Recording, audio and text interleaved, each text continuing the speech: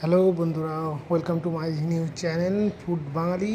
আমরা আজকে এসে গেছি আপনাদের সামনে নতুন একটা রেসিপি নিয়ে। আর এই রেসিপিটা সবাইকারই খেতে খুব ভালো লাগে। আর আপনাদের সাথে এই সুন্দর রেসিপিটাকে আমি ওই জন্য শেয়ার করতে এসে গেছি। দেখতেই পাচ্ছ আমার হাতে এখন রয়েছে কিছু রসগোল্লা, যেগুলোকে সুন্দর সারিবদ্ধভাবে একের পর এক সাজিয়ে রেখেছি।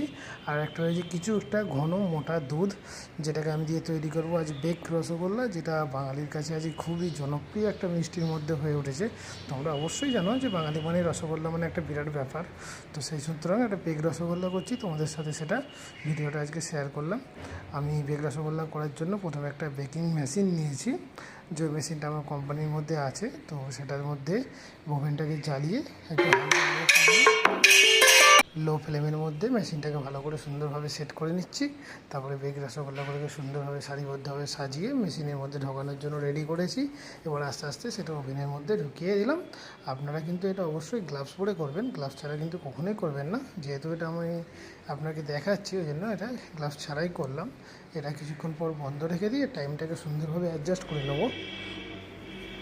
অ্যাডজাস্ট কিছুক্ষণ হয়ে গেলে সেটা 170 ডিগ্রিতে সেট করলাম। 170 ডিগ্রিতে সেট করে গ্যাসের বার্নারটা টেনে দিয়ে কিছুক্ষণ ওয়েট করলাম। কিছুক্ষণ পরে এসে দেখলাম যে বেকটা কতটা হয়ে এসছে। এটাকে আরেকবার হালকা করে কিছুক্ষণ টাইমটা দেখব, কিন্তু এটা একটু গুরুত্বপূর্ণভাবে দেখব। ভালো করে কিছুক্ষণ পর সেটা সুন্দরভাবে ঘুরিয়ে নেওয়ার পর বেকিংটা হয়ে যাওয়ার পর দেখুন কত সুন্দর সেটা দেখতে লাগছে। হালকা একটু উপরটা কত সুন্দর একটু পোড়া পোড়া টাইপের ভাব এসে গেছে।